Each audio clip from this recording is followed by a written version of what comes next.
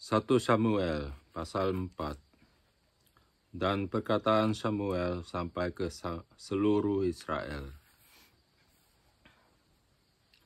Tabut Tuhan dirampas.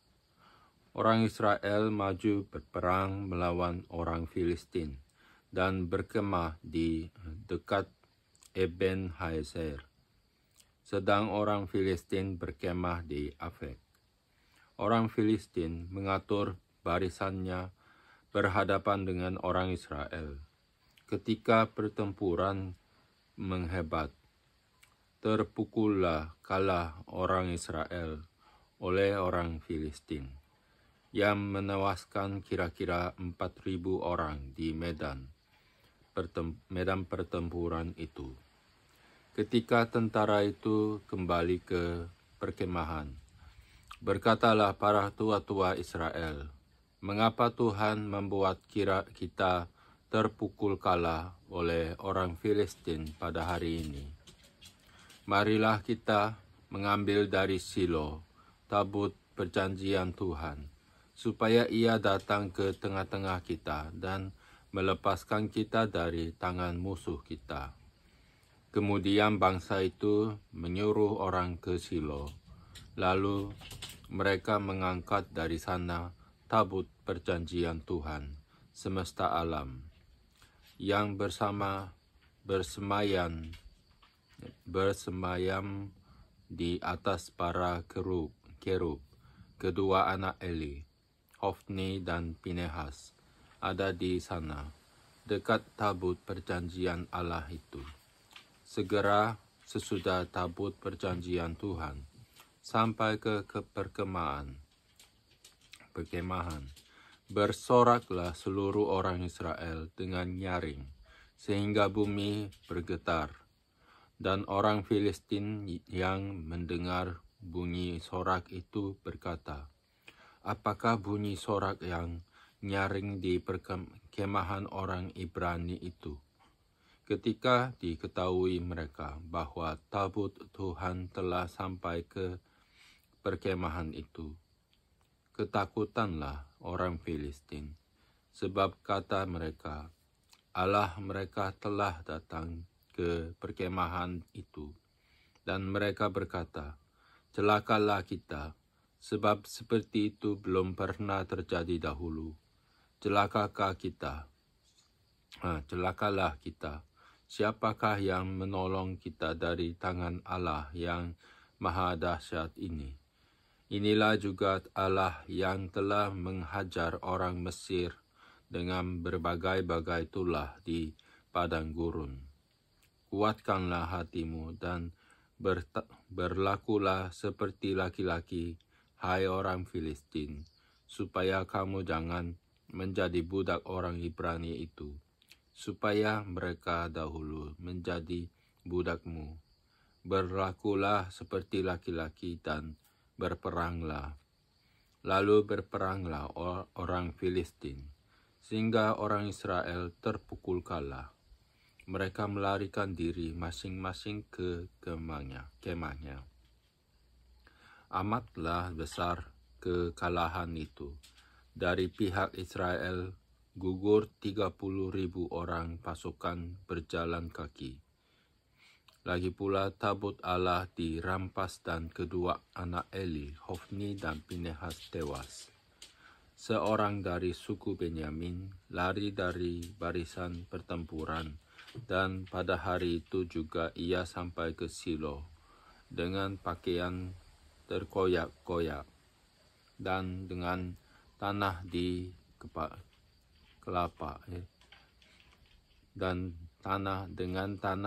kepalanya. Ketika ia sampai, Eli sedang duduk di kursi di tepi jalan, menunggu-nunggu sebab hatinya berdebar-debar karena tabut Allah itu. Ketika orang itu masuk ke kota dan menceritakan kabar itu, berteriaklah seluruh kota itu. Ketika Eli mendengar bunyi teriakan itu, bertanyalah ia, keributan apakah itu? Lalu bersegeralah orang itu mendapatkan Eli dan memberitahukan kepadanya. Eli sudah 98 tahun umurnya, dan matanya sudah bular, sehingga ia tidak dapat melihat lagi. Kata orang itu kepada Eli, "Aku datang dari medan pertempuran. Baru hari ini aku melarikan diri dari medan pertempuran." Kata Eli, "Bagaimana keadaannya, anakku?" Jawab pembawa kabar itu, "Orang Israel melarikan diri dari hadapan orang Filistin. Kekalahan yang besar telah diderita oleh rakyat. Lagi pula kedua anakmu, Hofni dan Pinehas, telah tewas, dan tabut Allah sudah dirampas." Ketika disebutnya tabut Allah itu, jatuhlah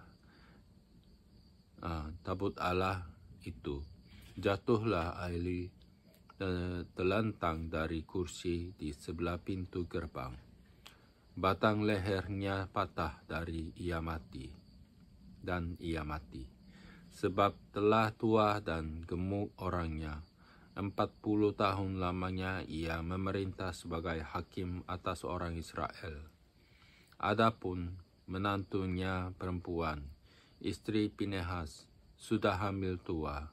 Ketika dengarnya kabar itu, bahwa tabut Allah telah dirampas dan mertuanya laki-laki serta suaminya telah mati, duduklah ia berlutut lalu bersalin, sebab ia kedatangan sakit beranak.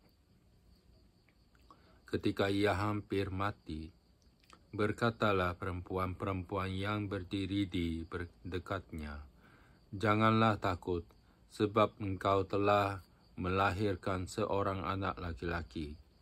Tetapi ia tidak menjawab dan tidak memperhatikannya. Ia menamai anak itu Ikabod. Katanya, "Telah lenyap kemuliaan dari Israel, karena tabut Allah sudah dirampas dan karena mertuanya dan suaminya." Katanya, "Telah lenyap kemuliaan dari Israel, sebab tabut Allah telah dirampas." Pasal 5. Tabut Tuhan di tanah orang Filistin.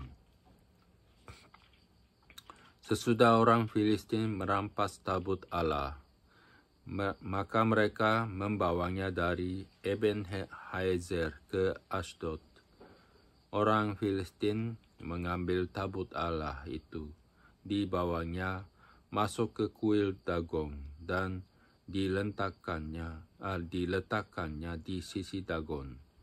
Ketika orang-orang Ashdod bangun pagi-pagi pada keesokan harinya, tampaklah Dagon terjatuh dengan mukanya ke tanah di hadapan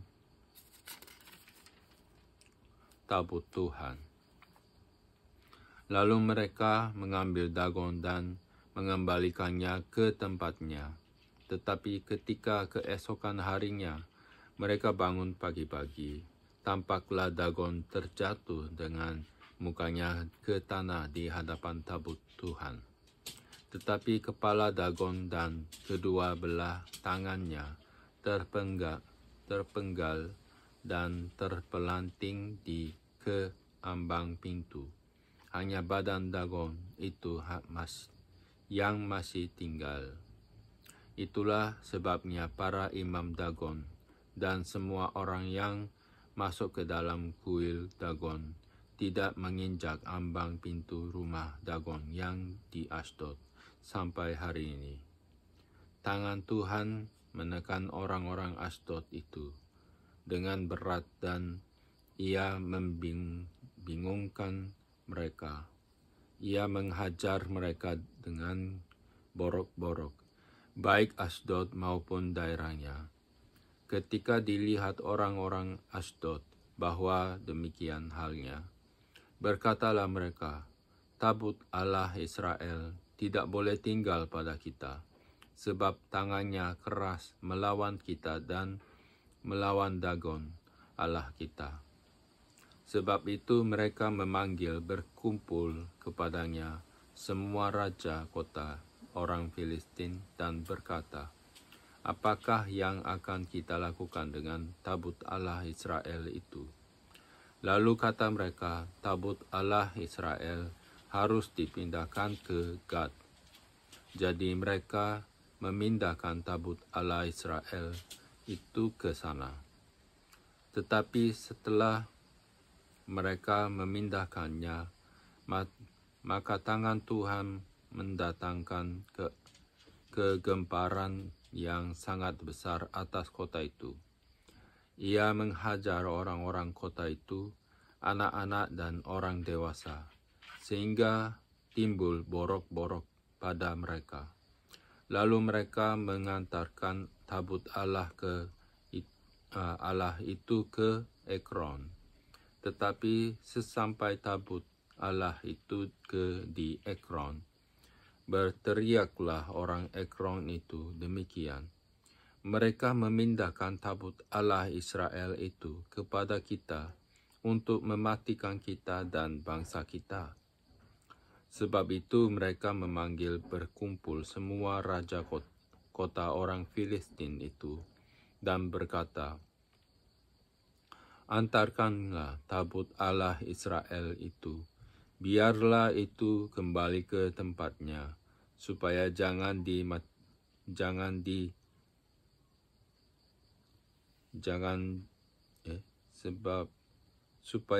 dimatikannya kita dan bangsa kita. Sebab di seluruh kota itu ada kegemparan maut. Tangan Allah menekan orang-orang di sana dengan sangat berat. Orang-orang yang tidak mati dihajar dengan borok-borok, sehingga teriakan kota itu naik ke langit. Pasal 6. Tabut dikembalikan kepada orang Israel. Setelah 7 bulan lamanya, tabut Tuhan itu ada di daerah orang Filistin. Maka orang Filistin itu memanggil para imam dan para petenung, lalu berkata kepada mereka, apakah yang harus kami lakukan dengan tabut Tuhan itu? Beritahukanlah kepada kami, bagaimana kami harus mengantarkannya kembali ke tempatnya. Lalu kata mereka, apabila kamu mengantarkan tabut Allah Israel itu, maka janganlah kamu mengantarkannya dengan tangan hampa, melainkan haruslah kamu membayar tebusan salah kepadanya. Maka kamu akan menjadi sembuh dan kamu akan mengetahui mengapa tangannya tidak undur daripadamu. Sesudah itu bertanyalah mereka, apakah tebusan salah yang harus kami bayar kepadanya? Jawab mereka, menurut jumlah raja-raja kota orang Filistin, 5 borok emas dan 5 tikus emas. Sebab itulah yang sama menimpa kamu sekalian dan raja-raja kotamu.